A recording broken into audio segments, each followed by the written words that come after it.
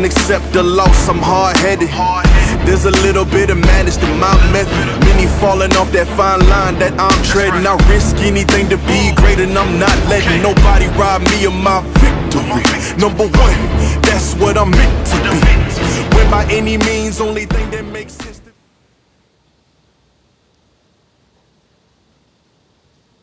All right, here we go. It is episode 16 of the Red, White, and Crew podcast, and we are, excuse me, we are not messing around. We're going into a very fast start with the breaking news as Flo Balogun has been, whose red card versus Bosnia and Herzegovina has now been suspended, and he is eligible to play versus Belgium, as first reported by The Athletic. Thoughts on this, gentlemen?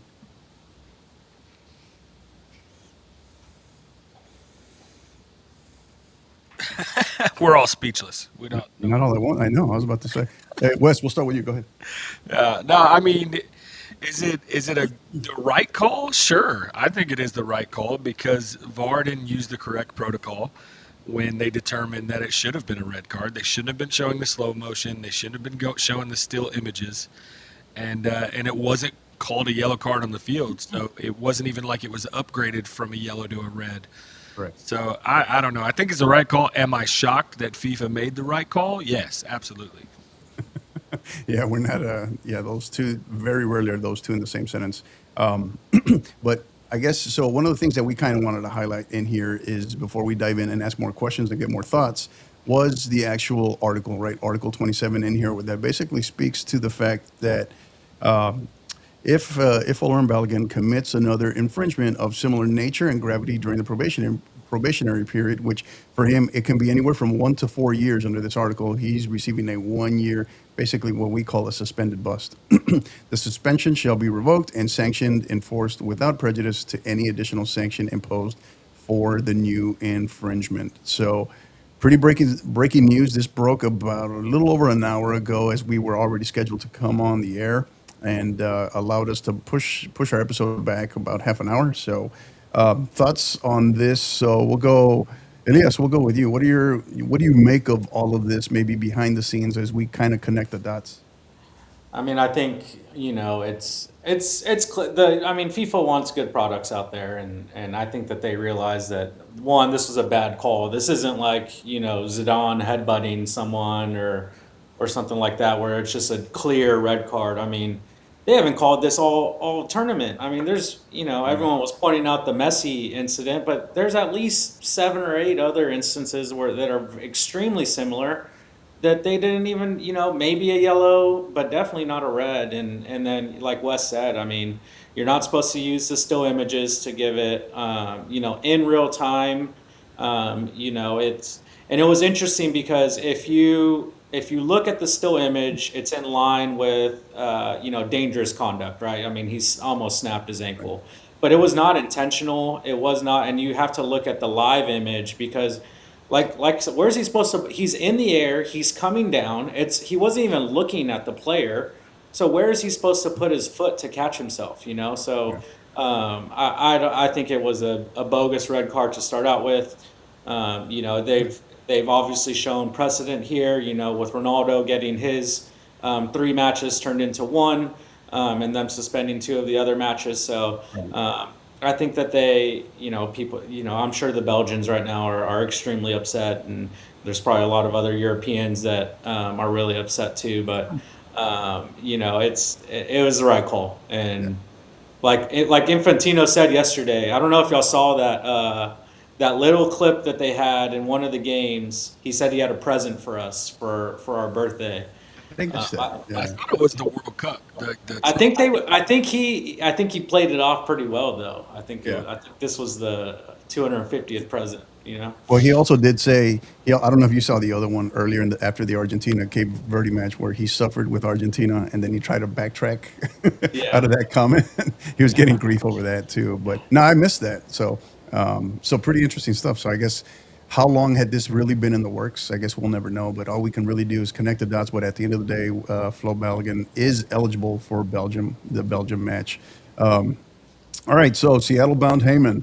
So your thoughts on this and the impact it now has, the surprise impact that it now has on, obviously he'll play, but the roster, the adjustment, and then now the adjustment that Belgium, as Elias was just alluding to, right? The adjustment that they'll have to make. Well, I mean, I think the big deal is that, for the Belgians, they now have to adjust. They had a game plan put in place almost as soon as our game was over on Monday, preparing for the U.S. without BALOGUN, and now 24 hours before kickoff, now that's all being thrown into disarray. So if I'm the Belgians, I'm definitely upset. But people have to understand, FIFA had nothing to do with this. This was all CONCACAF, baby. CONCACAF, we just showing the world what kind of shithousery we do here in CONCACAF all the time. I mean, between the Mexicans hanging out outside your hotel room, shooting off fireworks with bands, suspicious cards, bad weather, we're letting the rest of the world know what CONCACAF is all about. And, I love it. I love it. I mean, I love seeing the English go crazy. I love seeing the French complain about everything. I love seeing the Spanish complain. I love seeing, everyone else complain, because you know what? I've been dealing with this for close to 30 years, going to these types of games and dealing with these types of incidents. So, I'm just happy the rest of the world gets to deal with it now. And amazingly, we actually got a call that actually went our way in a World Cup. We've had situations where things have gone wrong in games, but now, this is being taken care of. My only question is, what would have happened had we lost that game against Bosnia? Would we have gotten an apology saying, "Hey, oh wait, Balo can play in the next game that's an official FIFA match? Can he? It's a suspension suspended for that one?" Or would this have just been swept under the rug, saying, "Okay, yeah, we screwed up, and we're not going to say we're wrong, but we're going to say we're wrong," because that's exactly what they've done here. By suspending the suspension. Hey, we were wrong, but we're not going to admit that we were wrong. Yeah. And well, luckily for us, luckily for all of us, FIFA is a good, strong, upstanding, governing body with a great reputation. There's no such thing as corruption in FIFA. No As long, and if they're not involved with it, they oppose corruption. However, if they are in on it, they love corruption. Yeah. So. Yeah. So I was talking with Wes yesterday, right? Today, earlier on the chat, and I was just, because I had seen there was like some reports from some relatively credible sources, or sources closely connected to really credible sources, who were kind of already whispering about this, and I was like, yeah, there's no way, this has just got to be clickbait kind of stuff. And then sure enough, Wes sends out that message, and I was like, was that confirmed? So I was like, oh, wow, I'll be, so very much, that's kind of like finding, you wake up, you put on your jeans and you find $20 in your pocket. That's very much what I feel like it felt like. So Mike, your perspective, you saw the news. What did you think? I was talking to my oldest about it a little while ago. It felt like the easiest off ramp for FIFA. It was like, hey, we won, right? The easiest thing to do is say, yeah, we were probably wrong here. Let them play, give them the 1 year probation period. Mm-hmm. And Brian, you're like spot on with that, right? It's like Christmas morning. You get your top goal scorer back for the tournament, and yeah, Belgium's got to adjust now, right? As y'all said, they had a game plan going in without him, and I mean, it's not a big secret, but they're going to have to still adjust. Right. And Rafa, you as the biggest U.S. men's national team supporter, you've got to be ecstatic about this. So give us your thoughts as you connect all of this. Is don't try to give me any kind of homerism type stuff, because you know how, I mean. What was the amount of money that was sent to Infantino's bank account? No such thing, sir. He does not operate like that. So, but let's tell that to Sepp Blatter. Who? Yeah. Hey, Uncle Sepp still owes me money, okay? Because I tried him with stuff a while back and never got my money. We missed the high character guy that was Sepp Blatter. So, now what are your thoughts? When Qatar getting the World Cup the last time. But anyways, well, here's the thing. There's no excuse now if the U.S. loses to Belgium. So, and I think there would have been an excuse if they lost to them on Monday, because we didn't have our best player. Well, come Monday, there's going to be no excuse. Yeah, and I agree. So you're gonna it's put up or shut up time, and you got to stop believing your hype. Just play the game. So we're 2-0. Apparently, we're 2-0 with reverse Unos in this World Cup. Just saying, going back to the Tim Ream yellow card too. So, and I think Belgium, like I said, I mean, I know they're probably prepared, but they're probably, like I said, knowing the monkey business that FIFA does, I'm sure they had like a backup plan, knowing that this probably what was going to happen. So, but I'm like I still said, now surprised. the pressure. I'm still surprised, even though it's FIFA. I'm still surprised. Very Well, much. FIFA, yeah, it's never a surprise with them. So, like I said, But I will say this. I'm going to reverse Uno you right now here. So, what is going to be if for some reason, given all the advantages that it doesn't go Mexico El Tri's way today, what is you talk about no excuses? I mean, what do they say then? Because I'm hearing of all the reports of if Mexico wins, the local authorities are afraid of what it's going to be like in that area after the match. I'm kind of thinking, what if they don't win? What is that going to be like? like I said, we're not the favorite to win anyway, so that's the Oh, thing. I come mean, on. the other team's been crying all I week. don't know, man. I think Right, you that's guys are the other team. downplaying it. I think you No, guys are down. I think the everyone. other team, when you're ranked in the top 10 and you're crying about this and that and the other, and you have players in the English Premier League, La Liga, and so forth, what are you afraid of? Just you have the talent. Your payroll's a lot higher than this team. You got the talent. Go, there's no excuse. Go out and win. Like I said, I Well, think Mexico's kind of is downplaying. They're just. I think that's the problem. They're not the person. The English are the biggest bunch of crybabies. They've been crying for 250 and you can years. see there on my little hashtag the Mexico versus the wankers. So Hey, that gets us kicked off of BBC. We got to be careful with that. Yeah, I know. We're big. We're big in London, man. Remember that. So no, I don't disagree with you. I don't disagree Didn't with the you. English do the same thing to the Italians in the 2020 Euro final? Weren't they sitting outside of their hotel saying off fireworks? And now all of a sudden, now it's bad. Now it's not good. You know, I mean, this is payback for Ecuador for the Copa America. That's what it was, because Ecuador did the same thing. I think it was the '93 Copa America that did that. So there's probably some little English kids in their hotel that weren't able to sleep last night, and that's terrible. I think that's absolutely atrocious behavior by these Mexican fans. They should absolutely be sanctioned. And FIFA and my good friend Uncle Gianni, we need to go do something about this, because this kind of stuff can't happen anymore in football. You can't go lighting off fireworks. You can't have bands playing out. I mean, they probably weren't even playing good music outside the hotel last night. I just want to know what's going on out there. And what is the Mexican authorities doing about this? Nothing. You know what? FIFA needs to come in there. I'm pretty sure. I saw the cops with the drums. Exactly. I think FIFA needs to come in and just go ahead and say, you know what? Forget this. We're not going to play the game in Azteca. We're going to move the game to somewhere fair, like Nashville, Tennessee, or Boston, Massachusetts. Or you know what? We're just going to move the game to Wembley, and we're going to let Mexico play there. So that's what they should do. I'm pretty sure they weren't playing Wonderwall outside of their hotel last night. So, I know they weren't. Definitely were not. But I'm sure they're playing Los Tigres del Norte. I think this is the best part of the World Cup, though. I mean, like all of the games behind the games, like France having to play Paraguay yesterday, England having to play Mexico today. I mean, that's just part of it. And this is at the end of the day, this is a hooligans playing a gentleman's sport, right? Like, I mean, this is just part of it. I mean, I love it. I think it's great.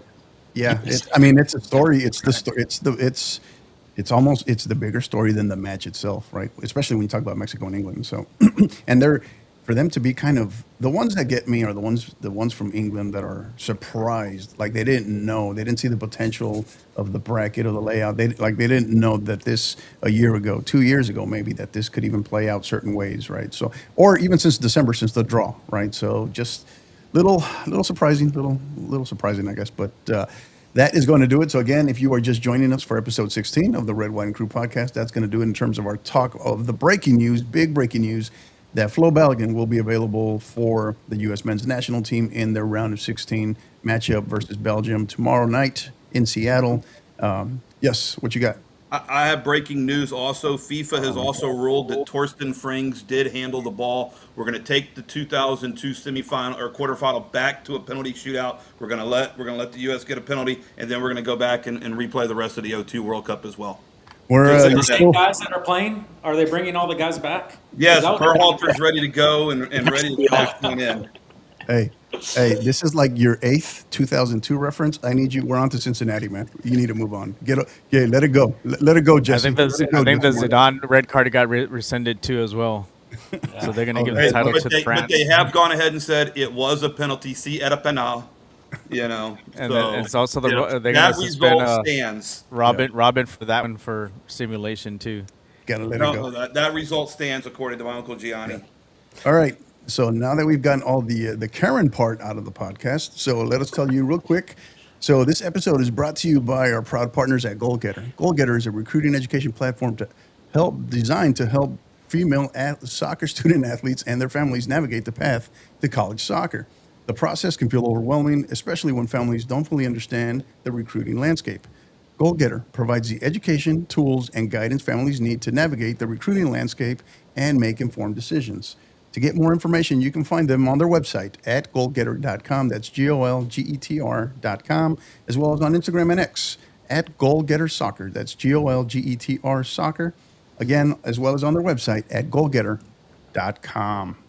So, all right, let's dive in. So, because we still got a lot to cover. So, Brazil, Norway preview time. So, that's kickoff of that is in a little over an hour, so we got lots to cover. But so we talk about their recent form. Brazil had to come from behind versus Japan, and then Norway gets a very tough test from the Ivory Coast, gets the winner. Erling Haaland gets the winner in the last 5 minutes.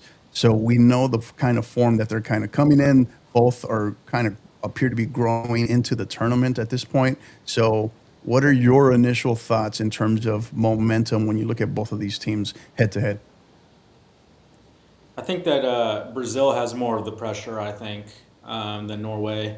I think for them, that they were hoping to win their first knockout game, and I'm sure within the team they expect to win today. But I think in general, they kind of are like, okay, we're playing with house money now. Any win beyond this point is, just another feather in the cap, and so, but Brazil, yeah, they had to come behind. I don't know. This is going to be an interesting game. I don't know that either of the two teams can really walk into this and be like, we are the for sure favorites. But I do think that because of Brazil being who Brazil is, they have a little bit more pressure on them, I would imagine. So.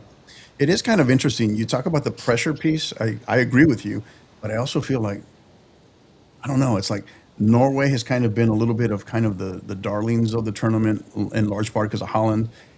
And I just feel, and so many other talking points. And I just feel like Brazil has kind of still managed, even for Brazil, have managed to kind of fly under the radar a little bit. So the pressure piece is kind of interesting. So then we talk about the matchups, right? So the tactical breakdown. So when you look at it from Wes, your perspective, right? You look at the tactical breakdowns from Brazil and Norway. What do they each of them need to do, you think, to win? I think it's going to be who controls the midfield, who can get better service into their strikers up top. I think we saw a lot in the Ivory Coast game. They were talking about Haaland didn't have a whole lot of touches. Well, the thing is, he doesn't have to have a whole lot of touches to be effective. He's not that type of player. All he needs is one good ball in, and he's going to put it away. So I think a big key player for Norway today is going to be Nusa. Watching him play last game, to see him play in person, he was unreal. And I thought he had a fantastic game, being dynamic on the outside. And then his cutback and the banger that he hit was fantastic. So you're going to see Nusa, you're going to see Vinny Jr. today. I think those are your two guys that are going to be the playmakers for their teams. And then again, we go back to how old this midfield is for Brazil too. Can they keep up? Can they keep playing? So I don't know. We'll see. We said it, and then Casemiro last game, gives up a goal and then gets one right back, scores one for himself. But I don't know. This is an interesting matchup. I think it's going to be very tight. I see this thing going to extra time, maybe even to PKs. But I've been high on Norway since before the tournament, so I'm pulling for them. They were the great bet today because they're going to pay out a lot if they do win. Yeah.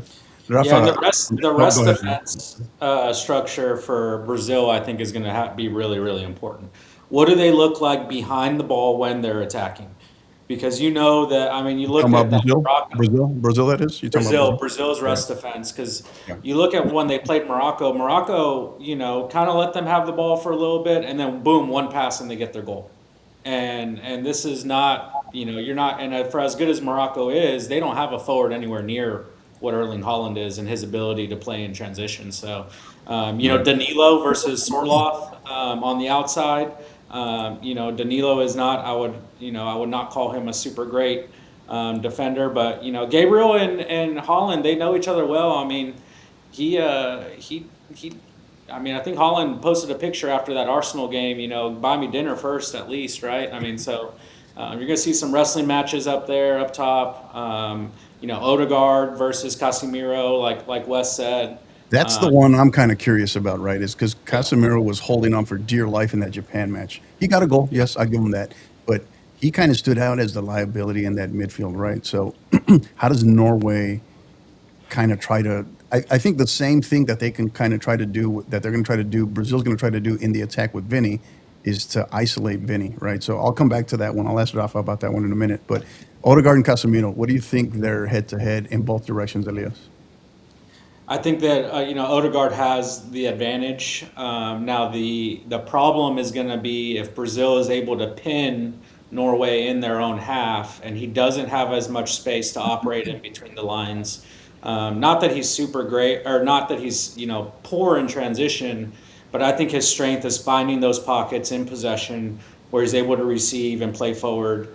If Brazil, I think the best way to neutralize him is to pin those midfielders back inside their own box and kind of cut the supply off. But I think that one is a clear advantage for Norway. I think, he doesn't have the legs anymore. And then you're bringing on Fernandinho for him, has been the sub. Right. And I mean, Fernandinho, I thought he retired 5 years ago. So did I. It's interesting. So.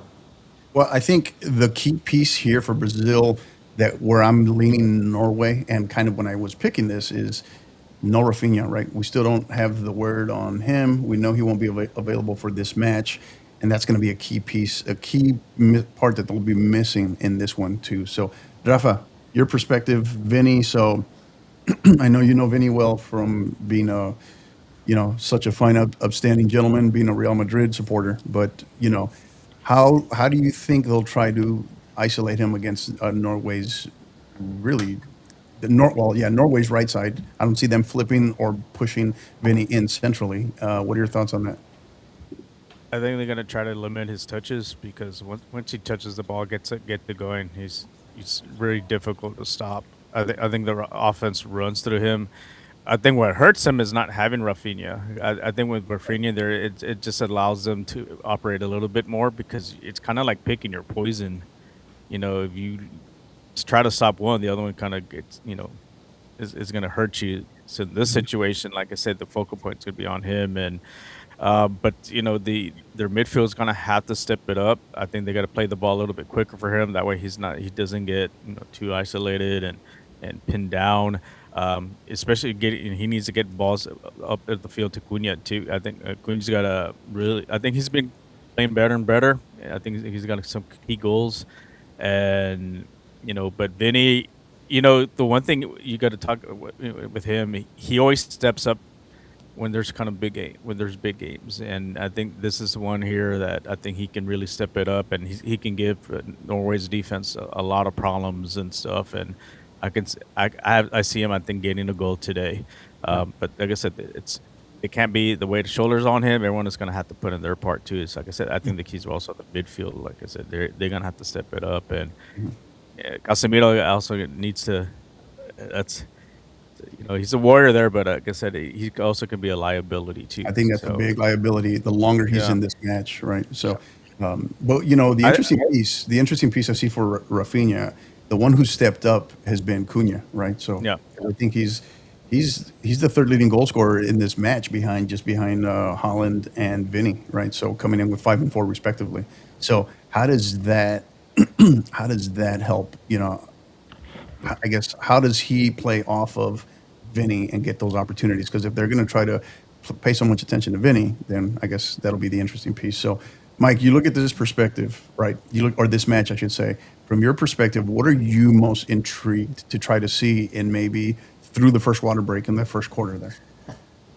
In the first quarter, I mean, like everybody's kind of feeling themselves out early, right? And are we going to get any early fireworks? Or is somebody going to break through and get one of those? I mean, it just feels like there's the potential for this one to pop off and have a decently high scoring match between the two of them. And as you said, right, it could even extend longer into extra time and whatnot. So yeah, I'd just be interested to see if somebody's able to get one in that first quarter before everybody's kind of settled in and like, okay, yeah, this is how this match is going to run.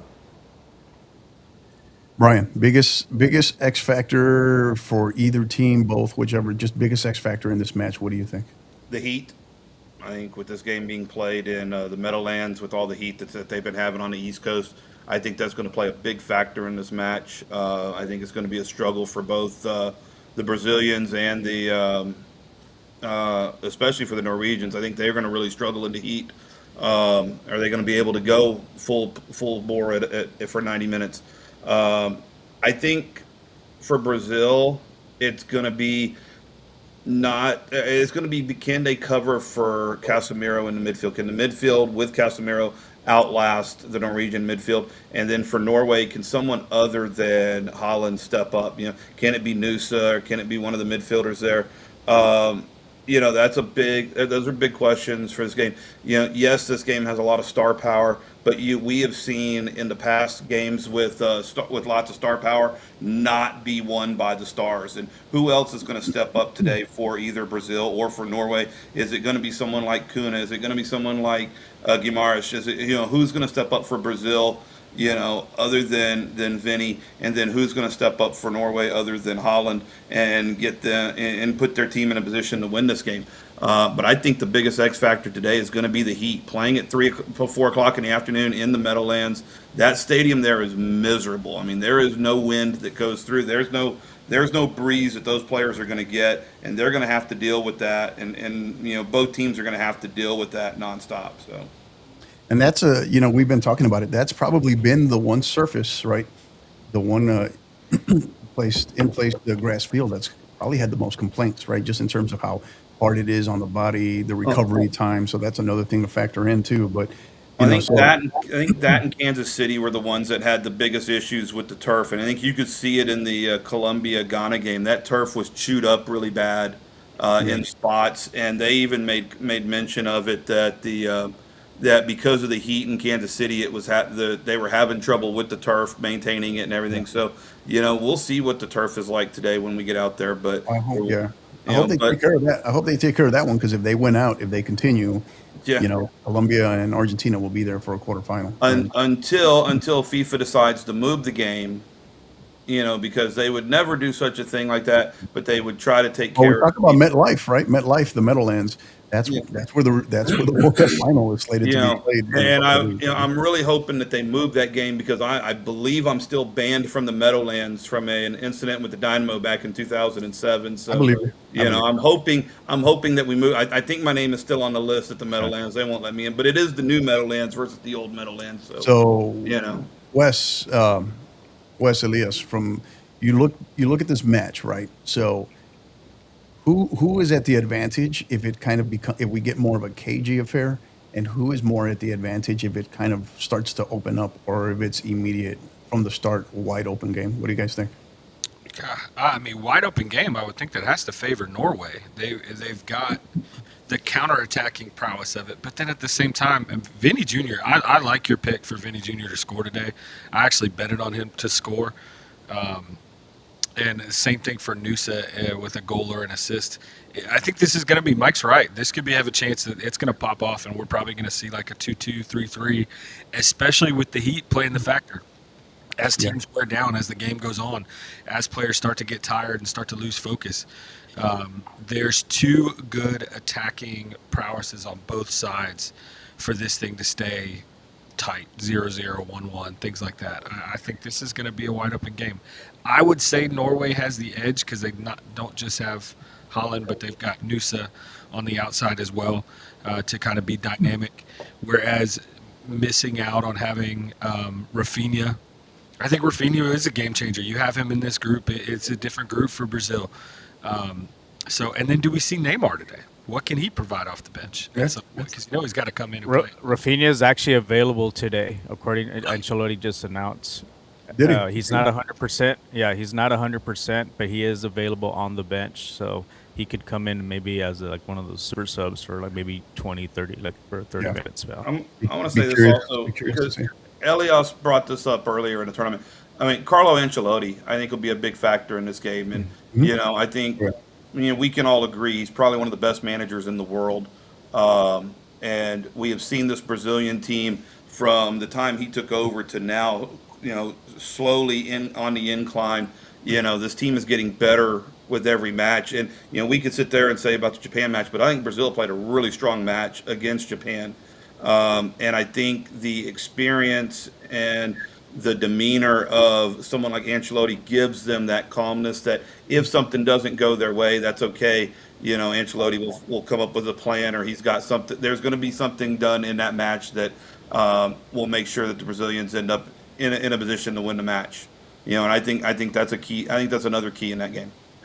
Yeah, I think I think you're going to see a fifth different system from Brazil today. They've done something different every single game, and not big changes, right? I mean, I think the starting formation has been pretty similar throughout.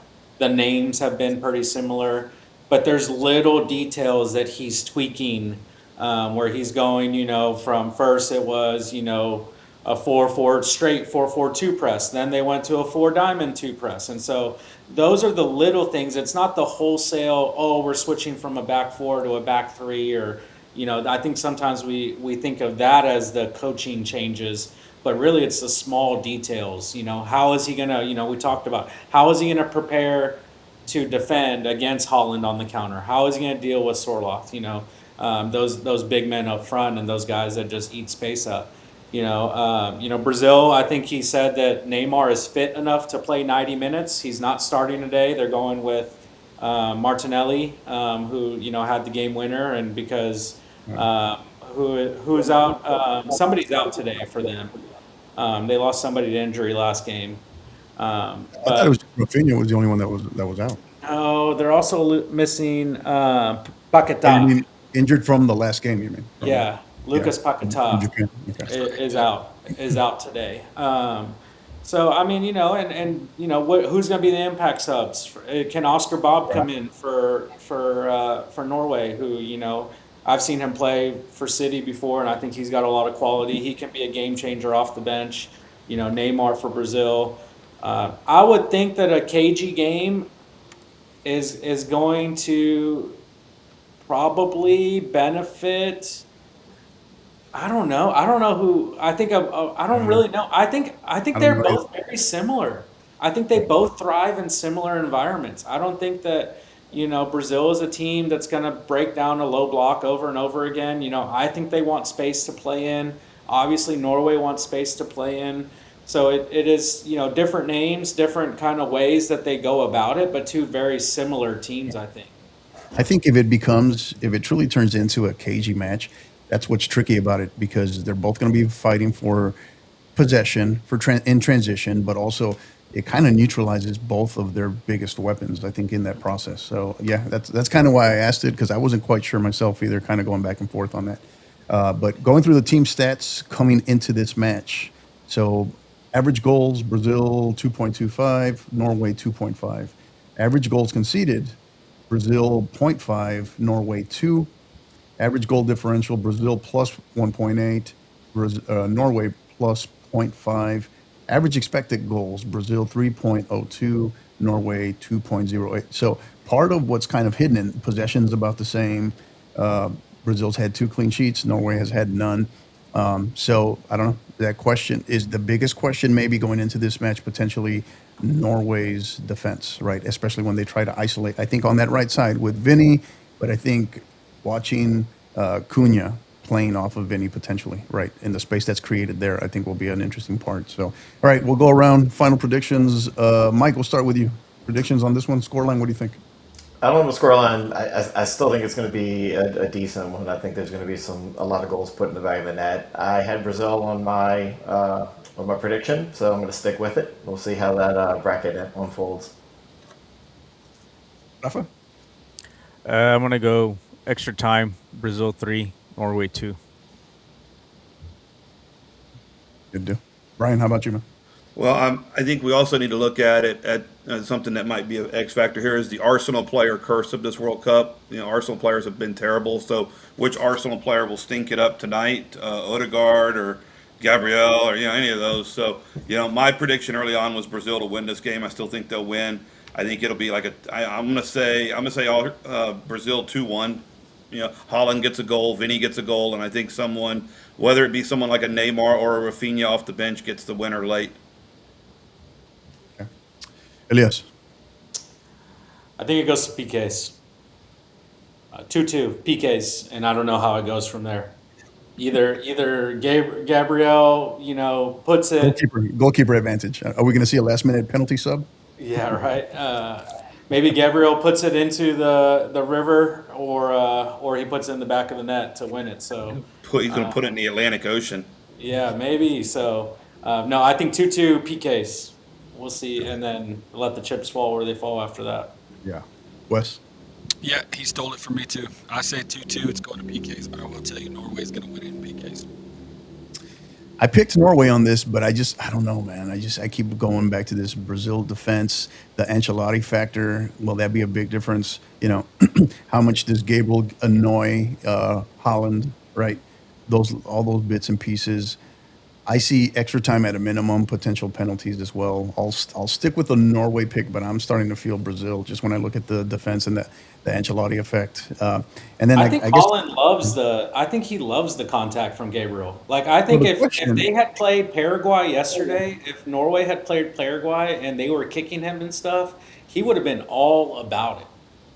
Well, what I want to see, I guess from Holland's perspective is, does he have to start dropping in? Because ideally, you know what he wants. He wants the service. He wants the limited touches in the box and finish, right? Because he doesn't need a lot. But if he starts, what I want to kind of see as the match progresses, does he have to start dropping out of the box and further into the midfield, right? I think that'll be one key piece. So, and then how does Odegaard play off of the space that Holland might create, right? So I don't know. It'll be interesting to see. But that is going to do it for Brazil, Norway. We move on to, all right, the anticipated matchup, the big one of the day, Mexico and England, slated for tonight, 8 p.m. Eastern, 7 p.m. Central, live from Azteca Stadium in Mexico City. So up to this point, the talk about this one it's been either altitude, hotel, fireworks, Viagra, everything but soccer, right? So now here we are. Guess what? We still have to play the game, right? So the heat, the fans, England's probably going into the toughest test that they faced in the World Cup in a generation minimum, right? So on the surface, thoughts, the storylines coming in, Mexico has been looking stronger. Of course, Mexico hasn't played it. They've played one match in Guadalajara, everything else in the Azteca. So they've had supreme home field advantage, and they've been getting better, right? England has they probably peaked looking well in that showing fight and putting up, 4 goals in that Croatia match, and come back down, right? So going into this one, current form as they come in, Rafa, what are your thoughts?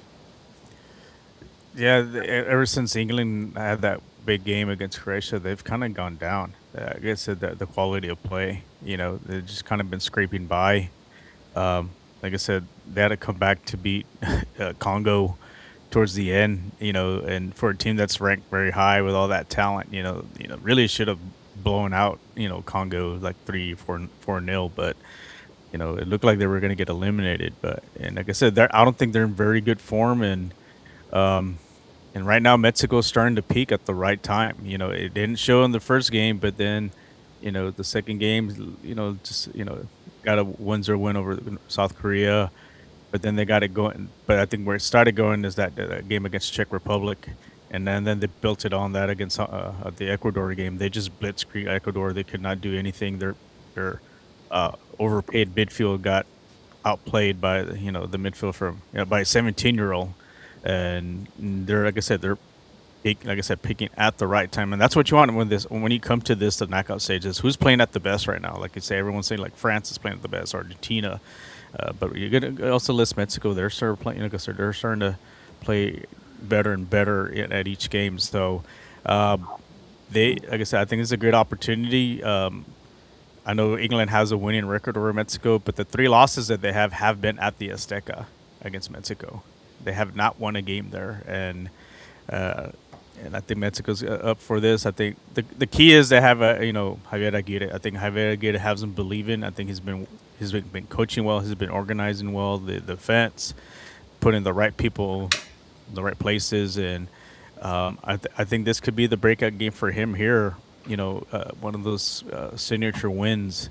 You know, going into before trying to get to the quarterfinals. So it's a golden opportunity. I know they're kind of downplaying it. Like I said, England is the favorite, but Mexico's gonna do what they need to do and try to take care of business and get a win in front of the fans. Wes, when's the last time you checked the betting line on this one for how England is still a favorite on this is beyond me. But Yeah, I don't understand much right now. I mean, that's I the I feel think like wait that's till the the last surprising piece in all of this, right? That the odds makers are at least going into yesterday, we're still favoring England.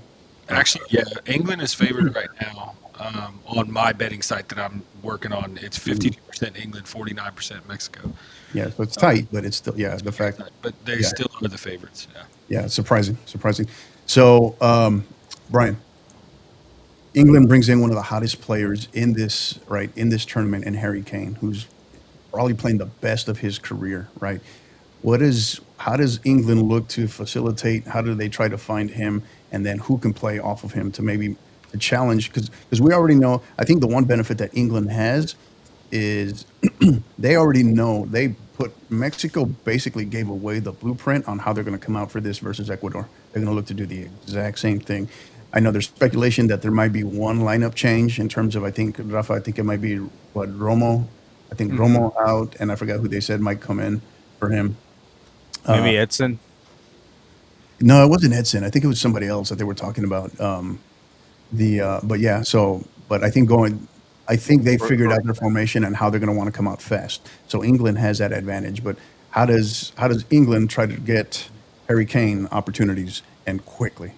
I think first off, they're just going to have to sustain the first 15 minutes of that match. I mean, you're going to have to, you're going to have to survive, Mexico's onslaught, and because it's coming, because it's what Ecuador had to deal with, and I think Mexico's going to do the same thing. So the first thing England's going to have to do is they're going to have to sustain that, and I think the problem for them is that their back line has been very questionable. I think Jed Spence is not the right back for England, and the fact that they don't really have another right back is going to be a big problem for them. So those are going to be issues they need to face. But getting the ball to Harry Kane, they're going to have to depend on the wingers, and the wide play has not been great for him. I mean, Saka has been very below average. Madueke is showing why Chelsea sold him last summer, because they couldn't depend on him up top. And Alan Gordon is I think Barcelona's already trying to get a refund on him on that money spent, because he's been so poor. I mean, the front line of England has been extremely poor, with the exception of Harry Kane. So where does the crosses come from? Does it come from the outside backs? Because I mean, the wingers aren't getting the job done, and then trying to find someone to play off of Harry Kane. You got to, I mean, I think Tuchel has to try to find a way to push Bellingham up, right? Yeah. I think that's where he's most effective. But I think we're going to get into this more. But I know the key piece is Harry Kane. I would almost say, if I'm Tuchel, and I know he's very married to his system. Whether he's been at PSG or Chelsea, everywhere, the system's always been the same. But I'd almost play this in a 4-4-2 and try to put just Bellingham or put Rashford and Kane up top together, and then try to put Bellingham underneath them, and then just try to sit in with the rest of your midfield to try to sustain the press, and maybe just kind of go their back four versus our front three, and then see what we can get up the field with them. But I think that's going to be the key for Tuchel, is trying to figure out if he can trying to get his guys to survive that first 15, 20 minutes, get past the first quarter, and then see if you can turn it into a slugfest with them, and see if you can maybe frustrate them enough to where you can. And I don't think we have to worry about the crowd turning on Mexico anymore in this World Cup, because I think the crowd is going to be firmly behind them no matter what happens, unless England gets a goal early and just sits in and kind of plays some negative football. Other than that, I think it's going to be just fine. I mean, Yeah, it's going to be the just a narrative. battle back That and forth. changes the narrative right away. Yeah, if they Yeah. do. So Elias, you look at what is the key matchup, maybe, or key player, one player for each team, or a head-to-head matchup that you're probably most excited to watch in this one. I mean, Quinones on whoever he's on against England. I think has he been playing on the left, Rafa, or has he been playing on the right? On the left. On the left. So I could see them going Declan Rice at right back. They've already said Spence is not playing today. He's picked up a knock. He's How not about going to be Stones? able. Where has Stones been playing? Stones, you could bring Stones in. He's been coming in. He came in, I think, at center back. But you have Nico O'Reilly on the left. How does he play? Against their wingers. The difference, I think, between what Mexico is going to see today versus what they've seen the rest is they have not seen a complete number 9. And Harry Kane is a little bit different than some of the other star players in this game because he is able to do so many different things. He's able to drop into the midfield. So if he drops all the way in, is Mexico going to be willing to follow him all the way into midfield? And then now you're leaving space for Rashford. I mean, they could have left Anthony Gordon at home, but then England would have been going home because he had 2 assists in 30 minutes. So to me, that seems like pretty good production. But I don't know. Maybe they did. He's not Rashford's had his moments, man. Rashford's had some moments. But you have Elliot Anderson in midfield. How is Mora going to deal with if he is playing against Declan Rice and Elliot Anderson? You're talking about 2 of the best Premier League midfielders in the world, right? 2 guys that are Rice playing in probably the most complete defensive system. Right? As much as we all want to hate on Arteta at Arsenal, that system defensively, those guys are so solid. Are they going to be able to find that kind of space? I don't think that England's going to go man for man like Ecuador did, and then where Mexico was able to find the free players because one player got loose. That being said, player for player, England is better, but can they survive? Right. Yeah. And It's back to that on paper discussion. Yeah. And that's going to be the biggest thing. Now, the flip part of it is, can Mexico sustain that for 90 minutes? Because it only took 20 minutes to really knock out Ecuador. 20 minutes is not going to be enough to knock out England tonight. I agree. And you're going to have to go 90 minutes. And they're going to be able to sustain pressure against you. So for me, it's, can you go for the 90? Because it did kind of seem, my one knock on Mexico, that 20 minutes that they put to start out with, best 20 minutes of any team in the World Cup to start of this World Cup, I think. That 20-minute stretch. The way that they were just cutting, it seemed like every time they got the ball, they were going to score. I mean, every single time. But then in the second half, they shut up shop almost a little bit, started to give Ecuador more of the ball. If you do that against England, you're going to fall into kind of what Congo fell into, where it's just wave after wave after wave. And if you give Harry Kane 3 chances inside the box, he's going to score at least 2. So, those are kind of my big things is how, can Mexico get a foothold in midfield? Can England deal with Quinones without really a true right back? And then can Mexico sustain that level of intensity for as long as it's going to take to get the job done today? Yeah, I agree. I think that England, from the defensive perspective, they have to go some sort of zonal. I think just from the standpoint, because what's really helped out Mexico so much has been in this World Cup has been the emergence of Quinones, right? Because now you really have a 2-headed monster with Jimenez, right, and Quinones, and then you have the 17-year-old kind of just in there, like kind of lurking in the wind as well. So that's where they've looked so impressive, right? So be interesting to see. But I agree with you. I kind of get the impression, I think the most important player in this match, given the obvious, we already know in Harry Kane, but I think the most important player for this match for England will probably be Declan Rice, right? And where he plays, I think, does he drop him, does Tuchel drop him in as a 6, right? To try and then put out Stones out there at right back. That's what I kind of want to see. Because you're going to need somebody there to help out Bellingham in the midfield. So I don't know. And do we see, John Stones as a number 8 in possession? Right. Where is he in the offensive phase? If they do go Stones at right back, where is he playing? Is he playing as an overlapping right back, which I don't think you'll see. So you probably see him in some sort of inverted role, which he's been, he's very adept at. So, it's going to be some interesting tactical battles. I think Tuchel, he made some good changes. He put Declan Rice at right back to start get some service from those wide areas. So and then the size advantage. I think England is a little bit bigger, so set pieces maybe come into play. Can they get the big man up in for set pieces, and how does Mexico deal with that? And but I think this is a big test. But I think that I don't know. Part of me thinks that Mexico is going to find a way to get this done. But I would not be surprised if England wins this game as well. Yeah, you talked about surviving, right? The subs is going to be the other key piece because like Tuchel's going to have to figure out who am I. I know I'm not going to get 90 plus minutes from this 11, right, or these 10 infield players. So how am I going to, or outfield players? How am I going to, figure this out? Be strategic. But I think, Anderson, where's Saka in all of this, right? So they have to show up. Bottom line for England to even have a chance. So, all right, Wes. So make it through the first water break, right? End of the first quarter, still 0-0. Mexico's kind of come out flying everything, and your favorite goalkeeper for England has managed to stop some shots, or maybe something goes wide, what have you. You're Mexico, you're England, you're at the water break. It's 0-0 coming out for the second quarter. What are your thoughts there? First off, if it's 0-0, then that means that Pickford had to make 0 saves because there's no way he's going to save multiple shots for Mexico.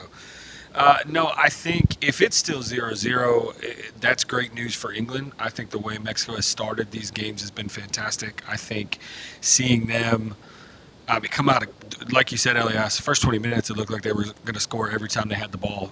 Looked like they all had their Red Bulls before the game. So that'll be the key thing. How do you start this game? If you're 0-0 at half, I think for Mexico, you still work on your 1v1s and your isolations. I think Quinones is the guy to watch this game, especially with when we talked about Elias, they were already down to one right back left. So if Spence can't go, then who are they putting there?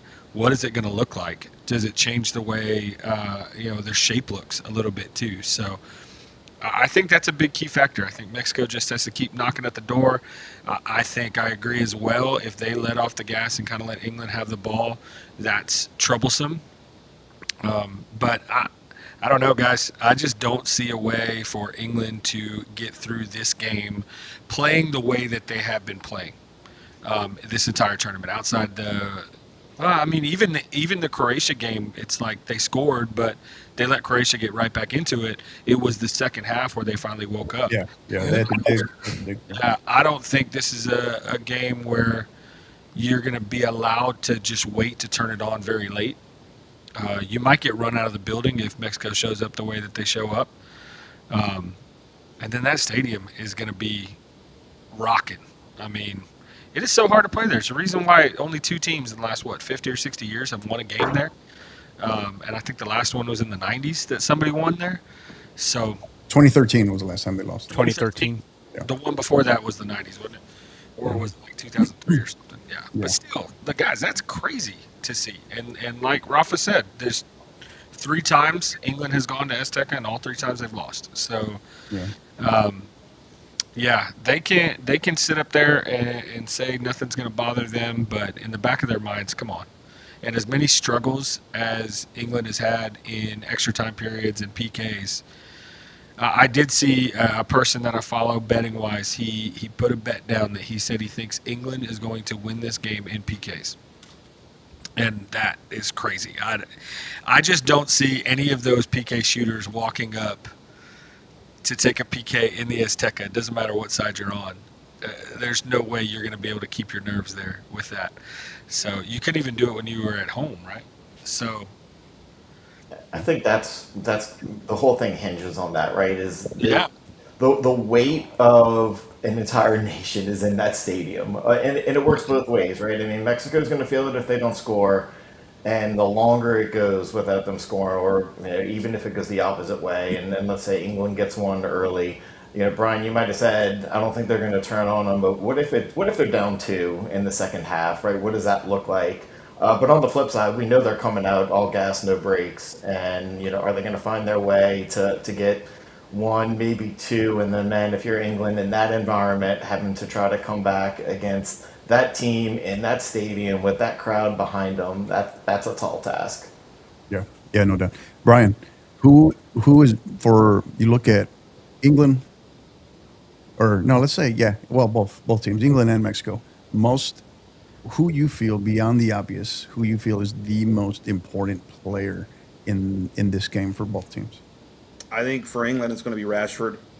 Can Rashford do something to either help Harry Kane up top, or can he show a bit of brilliance that he was able to show this past year for Barcelona? And can he find, can he be the guy that maybe wins the match for him? Or is it something where, and I started thinking about this just a few minutes ago, we know Mexico's going to come out all gas, no brakes, and kind of go after him. What happens if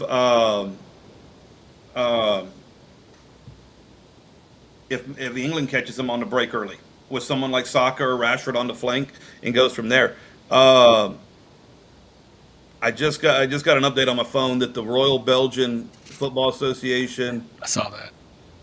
and they are investigating all potential options on this. So, That they we're were not punished. we're not done with this mess by a long shot. But going back to this game, I think that's going to be the key part for. I think that's going to be the key player for England, and then whoever they put it right back, can they stop Quinones? Because I think Quinones is the key to that attack and the key to them going forward. We always say Raul Jimenez, but I think it's been Quinones who's probably been the best player on the field for Mexico in this tournament. He's probably played himself into a big time move or to a big time contract wherever he wants to go next. But again, He already makes that Saudi oil money. he might make, he's probably gonna make some Russian oil money out of after this one. Genoa wants him. Which club is he at right now? Which Saudi league? Forgot which one, but I know Genoa wants him. He's at Al something, okay, and he's making a ton of money, but he's Al going to be making something. Way to go. I mean every team in there is Al something, okay, unless you get to that Noam team and I know nobody colors knows and who they crests, are. man. You know colors and crests. So Exactly. all right, yeah. So I'm sorry, Brian. You have more? But I think for Mexico, it's Quinones up top, and that's obviously who we've talked about. But again, I think it's also going to come down to someone like Montes. Can Montes be able to stop Harry Kane up top? Can the two center backs in Mexico stop Harry Kane and shut him down? Because we Okay, so saw hold that thought. So if it comes in terms of how this game will be officiated, is the referee going to have the stones if they try to beat up on Harry Kane, right? Will the cards come out? All right, Montes has already shown a kind of propensity to make some knucklehead challenges, all right, and kind of open up the door for cards, right? Should he have gotten a red? No. Versus South Africa? No. But what about that kind of variable, right? Because you talk about the defense, right? This is impenetrable Mexico defense up to now, right? But Yeah. Elias is so right in terms of they haven't seen a complete finisher quite like Harry Kane, who's hot, right? So what about that part? I think the referee may come down to it, and we've got an Australian referee. So has he been in matches with this type of atmosphere? I mean, he's never. I'll guarantee he's probably never been in a match with this type of atmosphere and this type of pressure that he's going to face. Right. Does he have the courage to knock this nonsense off? We saw it yesterday with France and Paraguay. Obviously, the referee was not qualified or capable of controlling that match. Will this referee be able to have it? No offense, I don't think he's going to have the capability, the ability to control the match. Either he's going to see what happened yesterday with Paraguay, and he's going to throw cards early, Right. and which could cause the game to go one way, or he's going to let it go, and it's going to be a free for all. After the first water break, you're going to see a damn free for all. We saw it yesterday in the Morocco game too, where ref stepped in and got control of the game pretty quickly with handing out a slew of yellows in the first half. And that's Michael Oliver, who's obviously done a lot. I mean, first off, he's English and he's terrible, but at the same time, you want to talk about corruption? There's a corrupt one there. But he's done those type of matches. He's done those Champion League semifinals. He's done those international games in Europe, But this official here, the question is, I don't think he's done these type of matches before. Definitely something like this. So, we always talk about the players dealing with the pressure. Can the officials deal with the pressure as well? Yeah. Big shout out to Ken Murphy for joining us. Love your comments, Ken. Thank you. Yeah, I mean, interesting, right? What if Tuchel kind of rolls the dice and decides that it's like, hey, we're going to try to do some CONCACAF dark arts here and try to, make it a slugfest and kind of make it an ugly, just Paraguay style kind of match, and then pick our moments when we're going to look for the counter, right? I don't know. We see if that's the only way. They have to try to figure out what's a way that we have the best odds of winning in this tough environment, right? So, all right. So, Rafa, finish this sentence. England will win if they convert their set pieces or get a lead early, and not lose I guess they keep their I guess their health, their shape, as far as the altitude doesn't affect them. right. I think that's going to be key. How does England look after 60 minutes? Are they going to be gassed? And if they're gassed, that it can turn into a rout, and and also the key thing is, how do they stop the midfield for Mexico? How, if they can contain them? Because another guy that's really been stepping up is Eric Lira. No one really has been talking about him, and he's becoming now one that the European team starting to kind of look at now, for this coming season. Yeah. How do those guys mesh? And then also, like I said, the intimidation factor being in that environment, is it get too heavy for them, But if, like I said, I think the keys for England to win is getting that lead early on, kind of frustrating the taking control of the midfield, and then withstanding the last 30 minutes. Do they have the stamina to hold on to the lead, or are they going to be able to, or are they going to fall apart because of the altitude? Yeah. Well, I think the one difference, right, in terms of how Ecuador plays versus how England plays, England wants to have the ball. England wants to move the ball keep it on the ground, right? Ecuador just kind of anyway, send it forward, launch it, play direct when need be, cross diagonal balls. The problem is when you play at that altitude, granted, Ecuador was somewhat used to it, but when you play at that altitude, the ball moves differently, right? The ball moves a lot faster. It travels further, right? So I think that's one thing. Do they pick their moments right on when they want to move and when they want to slow it down? So final thoughts, guys, before we get to scoreline predictions. I think it also depends on what the cartel has done and what they've said to the English players and what kind of threats they've made. It was obvious that the Ecuadorians were scared for their lives after all the threats. So who knows what they've threatened the English with? So I'm hoping that's not true. I'm hoping those cartel members are fine and upstanding citizens and want this game to be a fair matchup between two fine countries tonight. Hey, There's no just Pablo remember, there. before the cartel, there was the monarchy. So I'll leave it at that. So True. Yeah, I mean Bellingham. I think we haven't talked. I think we've brought him up maybe once. Yeah. I mean, if you have the 17-year-old tracking Bellingham in the box on a late run, how do you feel about that? He's a second striker, so that's something that's different. It's a little wrinkle in England's system. You don't see that true second striker role very often anymore in modern football. So his ability to trailing runs into space. Does he pin an extra midfielder back? Because it did look like Mexico was not playing really with the number 6 at times because they were just sending everyone. So, it's just going to be the little matchups, and who can get the better of those matchups that I think is going to decide this game. Yeah, Bellingham, I think for England to have a chance, Tuchel has to find a way to try to push him up, right? I don't know. That's why I feel all the more reason why I feel you need Declan Rice maybe sitting in that 6th position. But I don't know. It will be interesting. So, Wes, what do you got?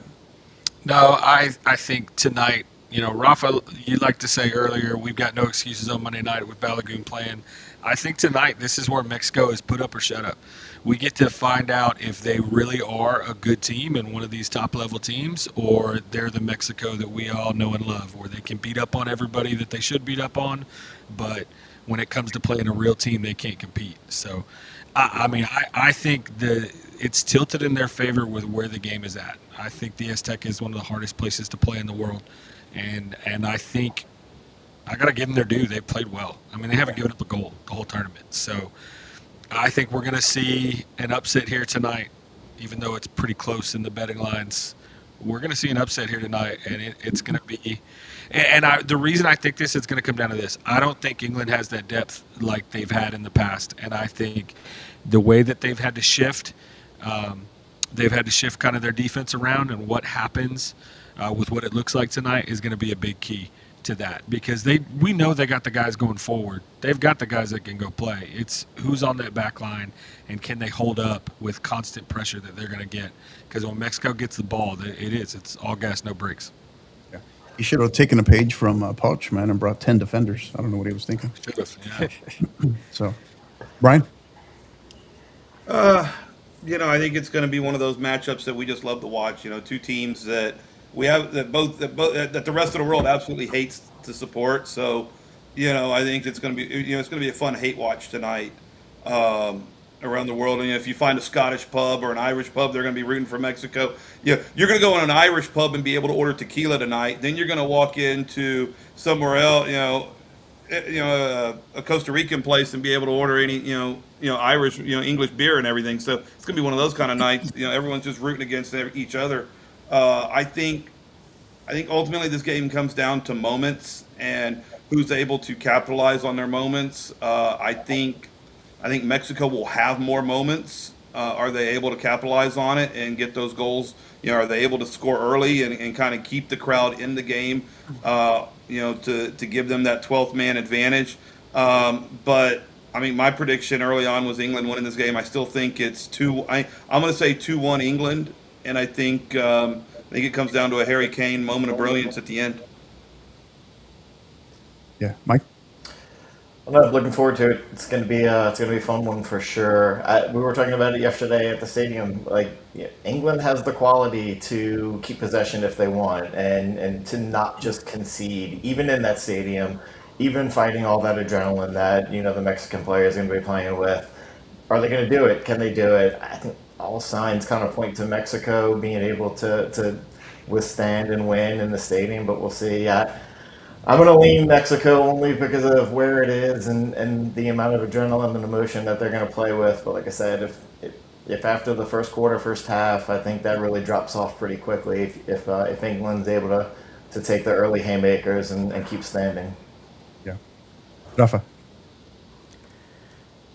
This game gives me vibes of the '99 Confederations Cup final between Mexico and Brazil. That game was very hyped up, and I think if that game was a back and forth, and then like I said, Mexico was able to put away a really good Brazil team, and I think this is an opportunity for them. The last few years it's been a struggle. Like I said, trying to rebuild the program. Like I said, they brought in a familiar face. And he's turned things around, and then his successor is going to hopefully carry on to that. It's just building back to what being that even though the original power, but they want to take that next step. But if you want to really take the next step, you have to beat a team like this. I know they beat Germany a few years ago, but that was a group play.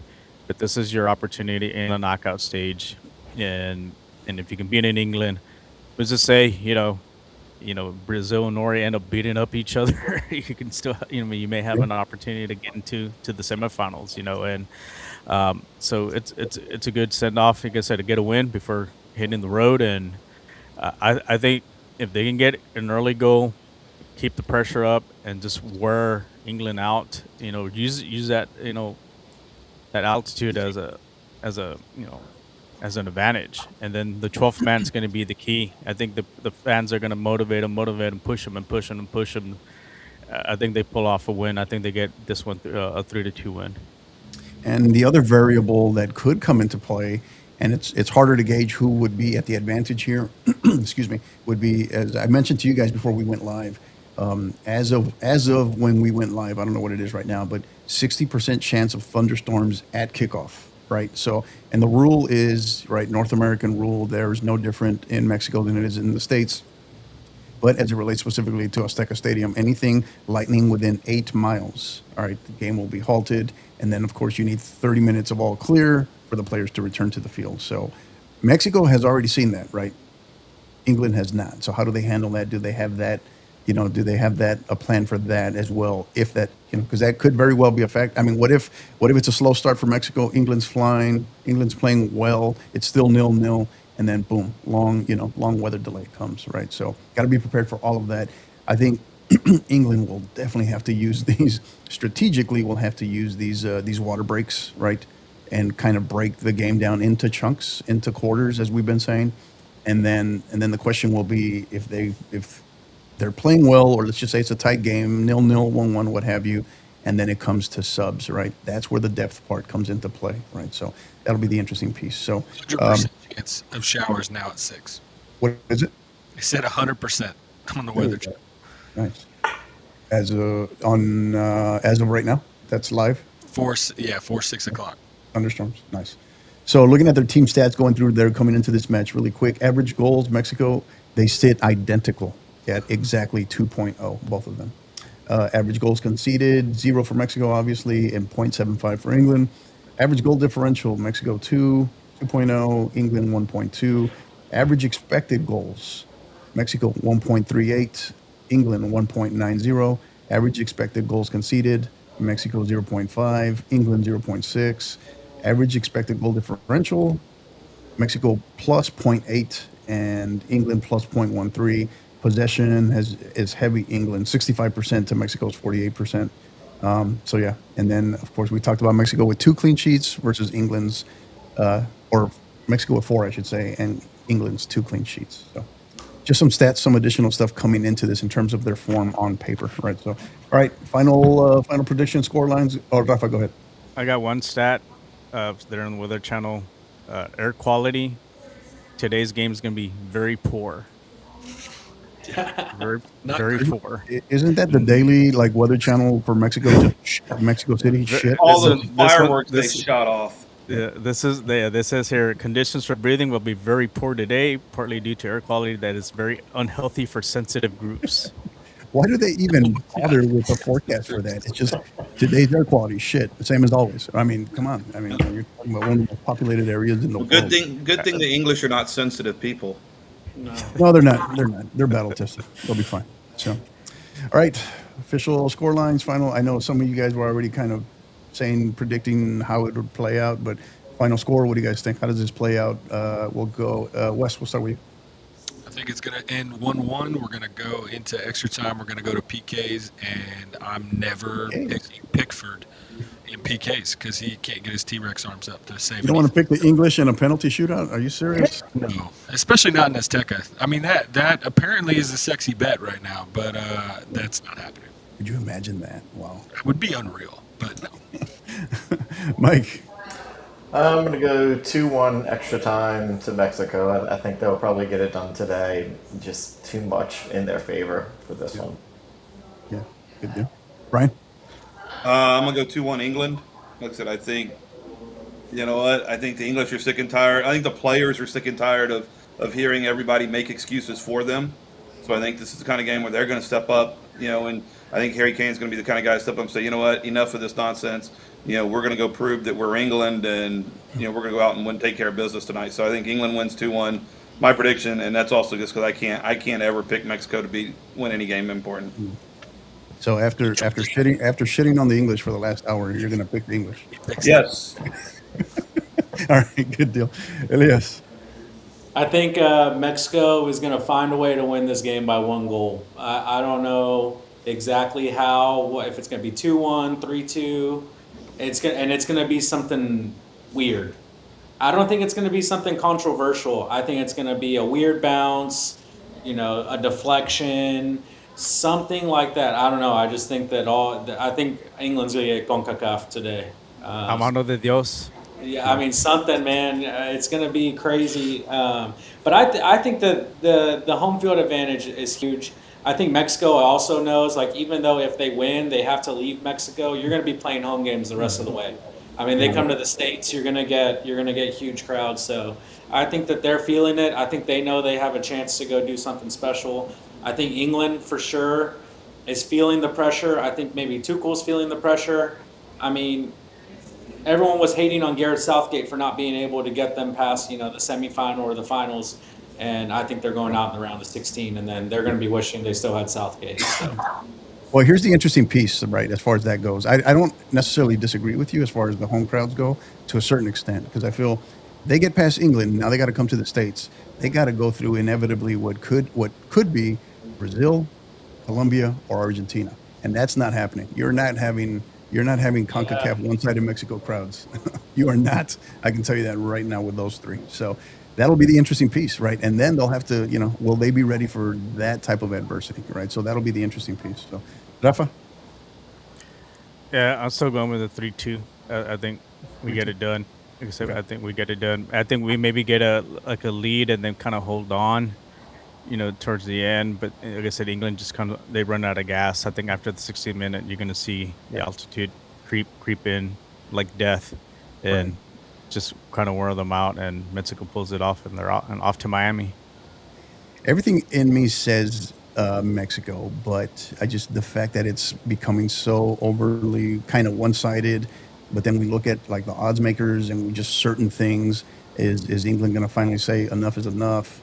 And I just feel like there will be some variable in play here. I don't know. Is it the weather that helps England recover a little bit longer, right? If we get a delay there, do we get some sort of right? I think the cards are going to come out tonight, right? Whose favor are they in?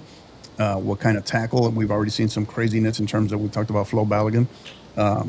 But I think we're going to see some type of CONCACAF shenanigans that could go in either direction, right? So yeah, that'll be interesting, right? And then as that match wears on, and if it's tighter, do the nerves for Mexico finally come into play? I think it's the nerves of Mexico if it's tight down the stretch, whereas if England's playing well but it's tight down the stretch, do they run out of gas? I think that's what it kind of comes down to between the two. So yeah, so we'll see.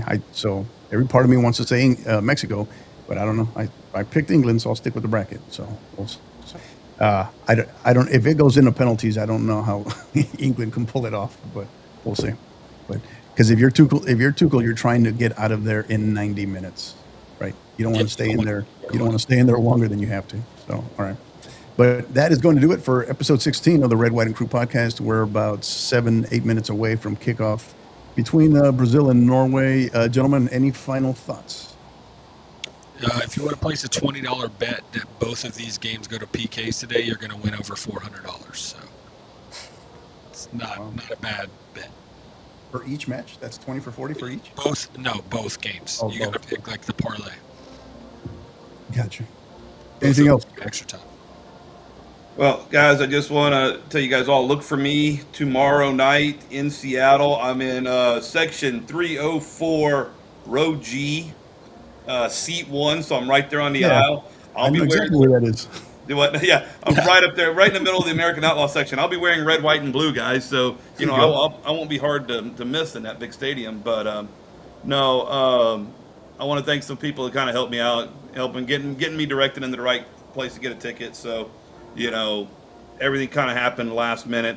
Hector and I talked about this on Thursday, I believe, and we kind of just sat there and said, you know what, you don't get these opportunities very often, and for me, like, I haven't been to a World Cup since 2006. That was the last one I went to with my grandfather, and this one's going to be special going back. Not being there with him is going to suck, but being there, in a stadium like that, and it's going to be weird because I think it's going to be one of the first times you walk into an American stadium and feel like you're really in an American home crowd at a World Cup. So I'm really looking forward to it. So I thank my friends for helping me out along the way. And I did not spend as much as I thought I was going to spend on the ticket. I spent $1,700, but looking at some of the tickets on things like StubHub and Game Time, you were looking at paying almost $2,000 and up all over that stadium, and so I can't. I'm coming in under budget.